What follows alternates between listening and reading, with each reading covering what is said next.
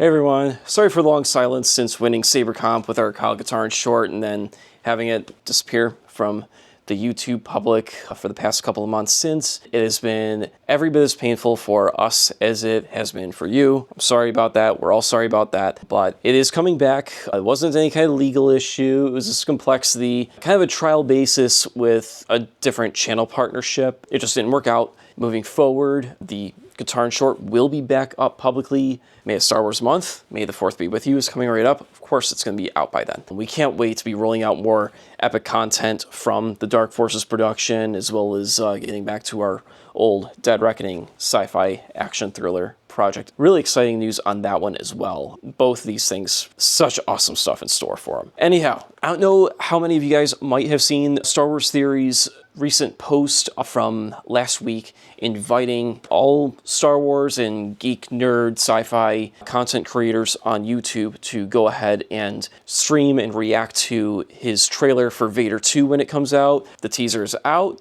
It came out this past weekend. I was too busy then. It was Easter weekend.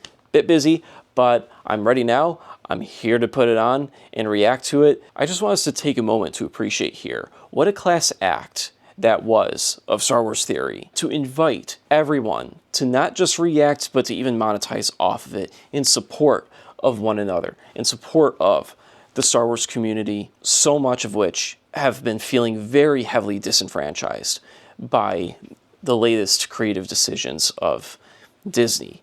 And, you know, more and more of us as Star Wars content creators have been starting to band together and unite to build bigger and better Star Wars projects. Very quietly, I've been saying this for the past year and a half or so, even probably more like 2 years, that this is the age at which the fans are now making the kind of content that the majority of fellow fans are actually enjoying, versus I'd say about half to most of what Disney has been putting out over the past few years, ever since The Last Jedi. It's been so hit and miss. It seems that nothing has really been outstanding from Disney. I mean, the Clone Wars doesn't even count because, I mean, that was mapped out and likely scripted at least most of the way before the acquisition even happened way back. It just took them years, of course, to animate it all. That's how long it takes. So, as many of you know, Star Wars Theory made a Vader short film a few years ago that many of us found to be fantastic, a really excellent piece of art.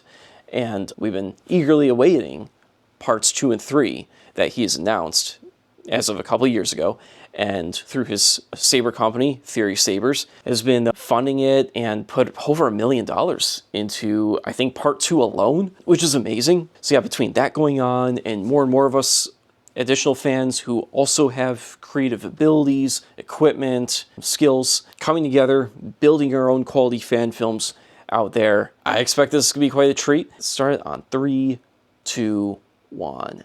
Now,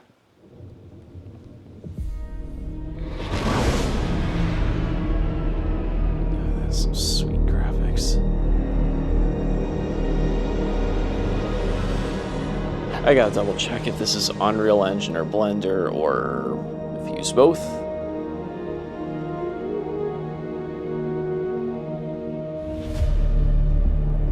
Okay. So this is Naboo.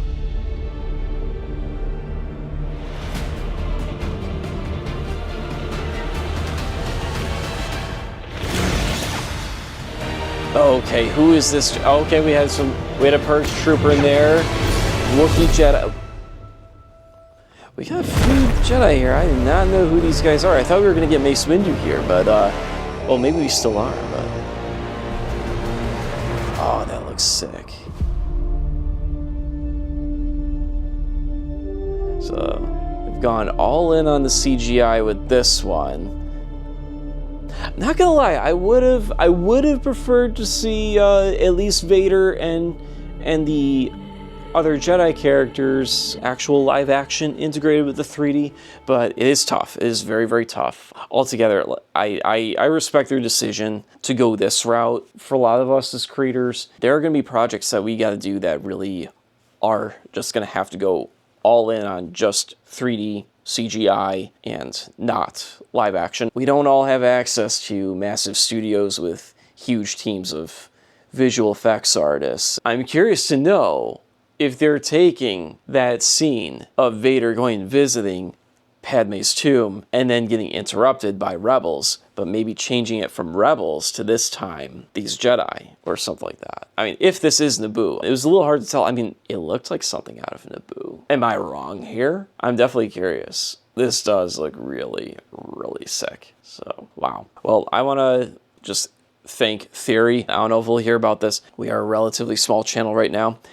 But yeah, that was amazing. And yeah, I can definitely see why it would take this long and this much money. I mean, 3D art is a huge, huge endeavor. You need a super powerful computer to handle this stuff. This is really sick. I can't wait to see the final product. In that same spirit, I had been reaching out to a few other YouTubers out there, and I've tailored for each of them individual versions of a trailer for the Katarn Rising Dawn short to hand over to them to upload and monetize through their channels as a thank you for being willing and happy to support us when we relaunch Katarn Rising Dawn and eventually the Dark Forces episodes. If anyone else is actually interested in that kind of thing, let me know. I'll see what I can do. Feel free to reach out. Best way is our Kyle the Outcast Katarn Instagram. We definitely want to team up and unite with a lot more creative Star Wars fans. Feel free to reach out. So as I said earlier, the Kyle Katarn Rising Dawn short will be back up publicly in May, along with some more content. Hopefully some previews that we can actually finally manage to start cranking out here of the Dark Forces series, as well as Dead Reckoning, and of course some Saber reviews, and also some filmmaking walkthroughs on some of the discoveries that we made, some of the techniques that we implemented with the Kyle Katarn short and are implementing with upcoming releases as well. Anyways, I gotta wrap this up. So, till next time, may the Force be with you and the sequels are not real.